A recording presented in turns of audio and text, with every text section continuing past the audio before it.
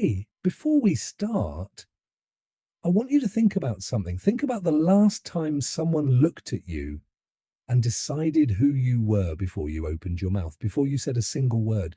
Maybe it was a room, maybe it was a meeting, maybe it was the moment you walked through a door and felt the temperature change. You know, that feeling, that specific feeling of being looked through like you're made of glass. Now imagine you could buy everything in that room, every chair, every painting, every person's salary for the next 20 years, and you said absolutely nothing. You just smiled. That's the story I'm about to tell you, and I promise by the time it's over, you will never look at a quiet person the same way again. His name was Vincent Calloway, 57 years old, silver hair he never bothered to style, a watch that had belonged to his father, old, unbranded, the kind of timepiece that people who know things recognize immediately and people who only know appearances dismiss without a second glance.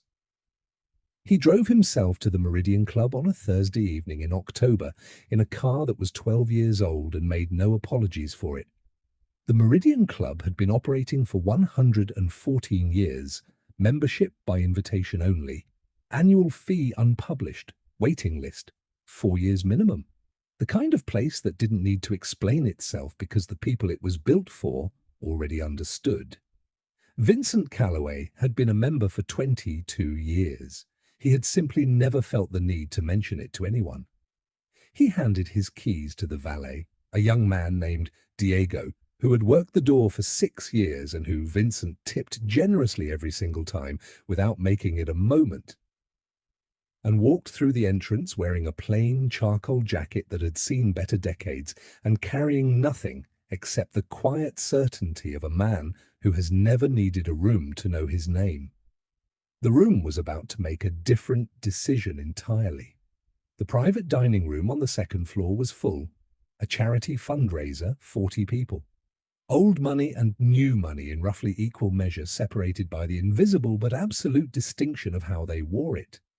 At the center table sat a man named Clifford Brent, 61 years old. Inherited wealth he spent considerable energy presenting as earned. The kind of man who had confused being loud with being right for so long, the distinction had ceased to exist for him. Clifford noticed Vincent the moment he walked in, leaned toward his wife and said something behind his hand. She laughed. Vincent found a seat at a small table near the window, alone, by choice. He ordered water and the lamb and opened the evening's program with the unhurried attention of a man with nowhere more important to be. Clifford watched him do all of this, then opened his mouth. "Excuse me?" Loud enough for 3 tables to hear. "I know everyone in this room." He paused, let it land. "I don't know you." I looked at him calmly across the room. "Vincent," I said. Nothing else. Clifford waited for a last name, a company, a credential, something to locate me in the hierarchy of the room. I went back to the program. He smiled at his table. The smile of a man who had just received confirmation of something he already believed. "Friend of someone's driver, are we?" The room laughed.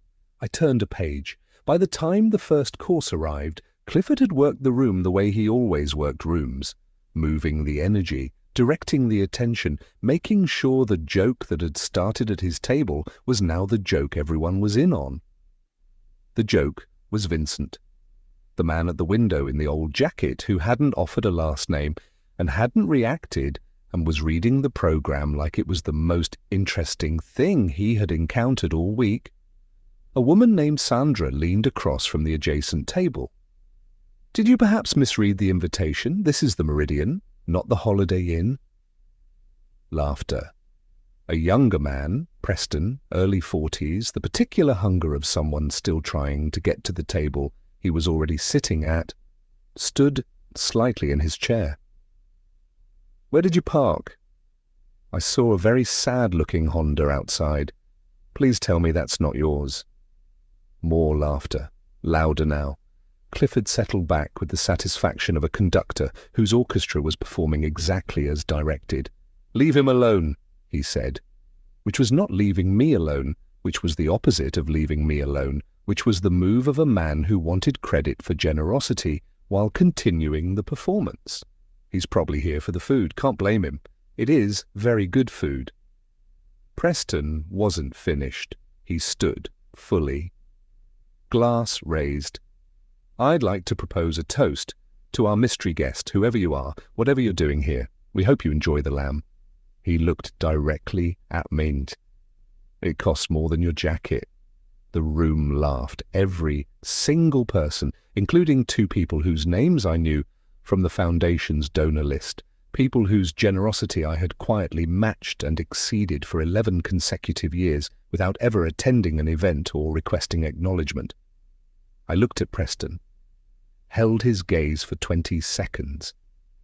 He managed 3 before he looked away, because there is a specific quality to the attention of someone who is not afraid of you that the human nervous system cannot sustain for long.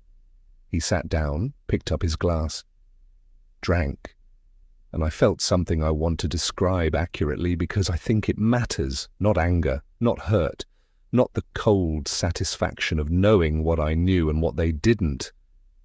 Something quieter than all of those things, clarity. The absolute undeniable clarity of a man who knows exactly who he is and has stopped needing anyone in any room to confirm it. I picked up my fork. The lamb was excellent. The speeches began. The Foundation's director, a small, earnest woman named Ruth, who had dedicated 30 years to the work, stood at the podium and spoke about what the Foundation had built. The room paid partial attention the way rooms like this always do. Then Ruth said something that changed everything. Before the formal program, I want to acknowledge our founding patron, the single largest donor in the Foundation's history, someone who built the operational framework that allowed us to expand from 1 city to 11 over the past 2 decades. She looked down at her notes, then looked up. He asked, as always, to remain anonymous, but he agreed this year, for the first time, to be present. She looked across the room, directly at the table by the window. 40 pairs of eyes followed. Ruth said my name, my full name, Vincent Arthur Calloway, and then she said the other things, the Foundation, the 11 cities, the 20 years, the number, all which I won't repeat here, because it was never about the number. The room was completely silent. Clifford's glass was halfway to his mouth and had stopped there. Preston had both hands flat on the table in front of him, the posture of a man whose body had made a decision his mind hadn't caught up to yet. Sandra was looking at the tablecloth. The room began to applaud, slowly at first, then fully. I stood, buttoned my jacket, nodded once at Ruth. Then I looked at the room the way you look at something you have already decided not to carry with you when you leave. I placed a card on the table. Diego's card. The valet. On the back I had written a number before I came in. I had been planning to leave it regardless of how the night went. I checked my father's watch, walked to the door. Diego held it open. I stepped into the October night. Behind me, the room was already trying to decide what to do with itself. I didn't wait to find out. I never do. If this story sat somewhere in your chest, if you felt that anger and then that release, then you already understand something most people spend their whole lives trying to learn.